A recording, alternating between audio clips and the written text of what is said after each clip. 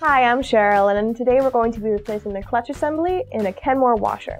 You'll need to replace the clutch assembly if your washer is not spinning or not spinning fast enough, causing the clothes to still be soaking wet when you take them out. This repair should only take about 45 minutes.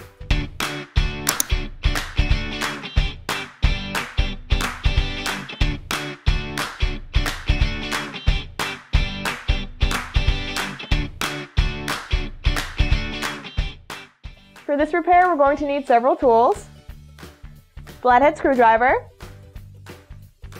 a pair of channel locks or pliers, 9/16 socket wrench, 1/2-inch socket wrench, and a 1/2-inch drive extension. If you don't already have a new clutch assembly, they are available for purchase on our website. Before repairing your washer, make sure that you disconnect it from its power source and also turn off the hot and cold water. We'll start by opening the lid. First thing we need to remove is the softener dispenser. Some will just pull right out. Others, like this model, have a locking ring. Just lift up on the locking ring and you'll be able to lift the softener dispenser out. This model has a cap. We need to remove it with a flathead screwdriver. Just pry it up, and it'll give us access to our agitator cam. In order to get the agitator cam out, we need to remove the plastic fastener in the middle. We're going to use a 1/2-inch drive extension. In other models, there's often a dust cap that you can just remove, and under that, there's a bolt that you can remove with a 7/16 socket wrench. In this case, we're just going to remove this plastic fastener. You may need to hold the bottom.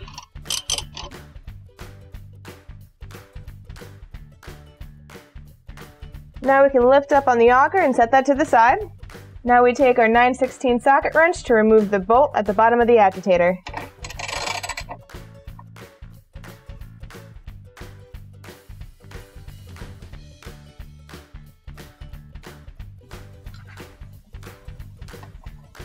Now you can lift the base out and set it to the side. There's a metal clip down here along with a plastic piece. You can either use pliers to remove this piece or use your hands. I'll just slide this off, and then we'll also remove that plastic piece. Next, we're going to remove the hoses on the back of the washer. We're going to need our channel lock pliers. There may be some water that falls out, so you may want to lay down a towel on the ground before you start.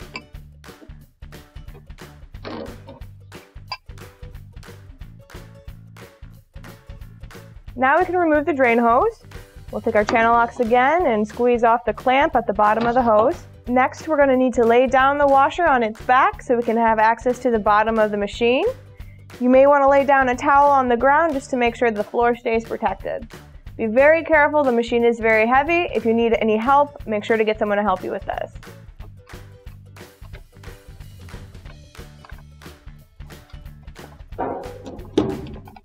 We'll start by removing the clips on the pump with our flathead screwdriver.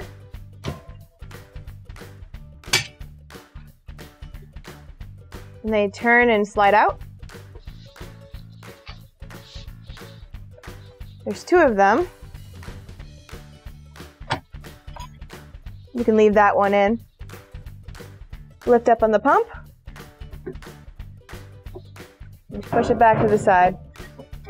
Next, we're going to disconnect the electrical to the motor. So lift up on this tab with the flathead screwdriver, pull it out. There's also another little white wire connected to the motor. Just pull it off. Next, we're going to disconnect the wire harness here with our flathead screwdriver again. Lift those right out. There are 3 1/2-inch bolts on the transmission. We're going to need our socket wrench to get those out. Now we can pull out the transmission. You're going to want to pull it straight out and then lay it down on a towel because there may be some oil on it.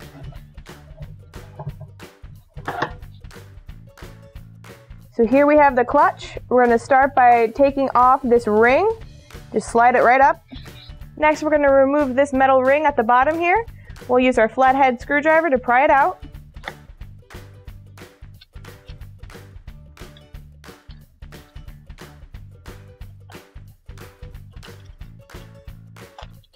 Now we need to remove this little retaining ring down here. We'll take our flathead screwdriver to pry it out.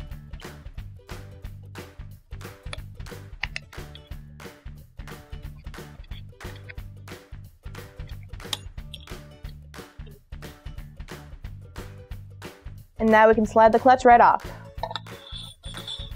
And lastly, slide off this retaining clip.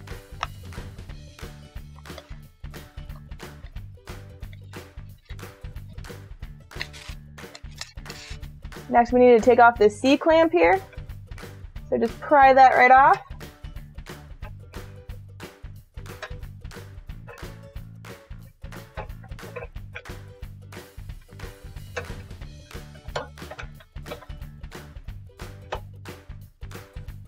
And then you can take off the brake cam driver. So here we have our new clutch assembly. It comes with a new clutch, plastic retainer clip, a retainer ring, and a brake cam driver. You'll also have an extra green spring. You may need to install this instead of the blue spring that's in the clutch. Just follow the instructions if you need to do that. We'll start by installing the plastic clip onto the transmission. It'll snap into place.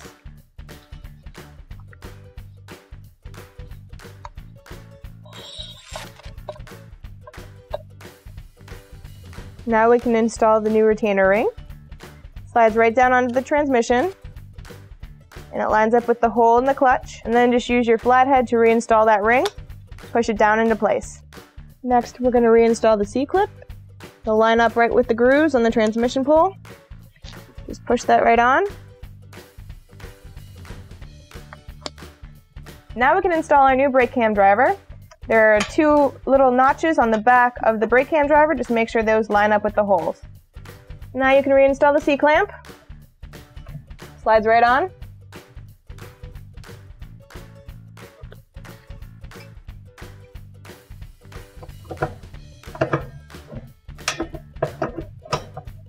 Lastly, reinstall that ring on top of the transmission. Just push it into place. Now we're ready to reinstall the transmission and the motor. When we stick this in, we're going to make sure that the spring on the clutch is opposite the spring on the frame, just so those line up properly. Then we just have to line up the screw docks to make sure we can bolt in those nuts properly.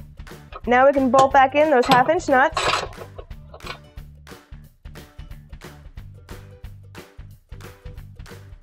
Reclip in the wiring to the wiring harness. Install the white wire to the terminal, and reinstall the wiring harness.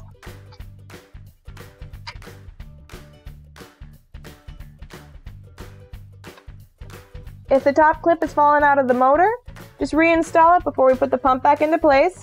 Goes in sideways and turns into place.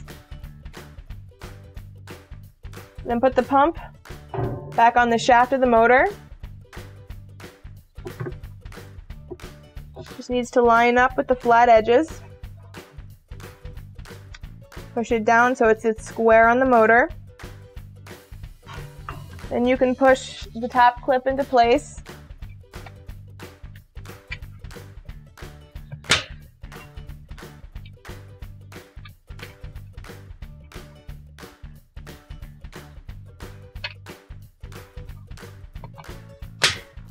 And now we're ready to set the washer back up.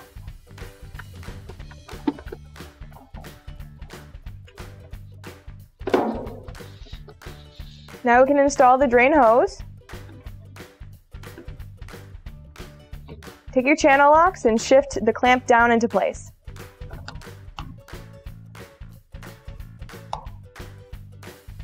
Now we can reinstall the hoses. The blue goes to cold. Screw it on as tight as you can with your hands. And then tighten it up with the channel locks.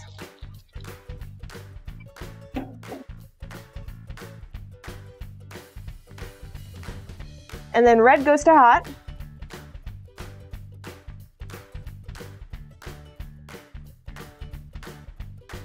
We're ready to reassemble the agitator, so we'll start by replacing the white plastic piece.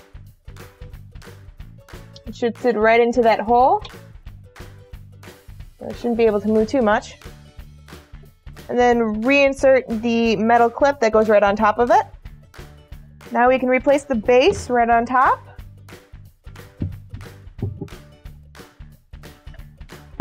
Push that down into place. Now we can take our 9/16 bolt, get ready to bolt that back into place.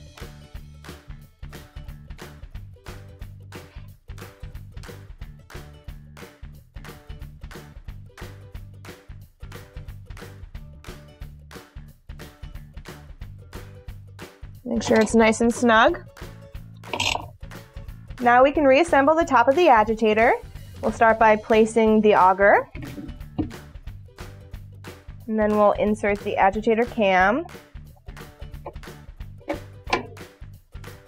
And finally, we can insert the spring and the fastener.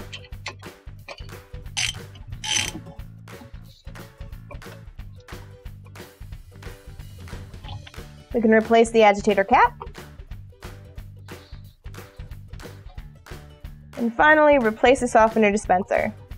This one pushes down, and then just push down that locking ring. And that's all there is to it. Here's a recap.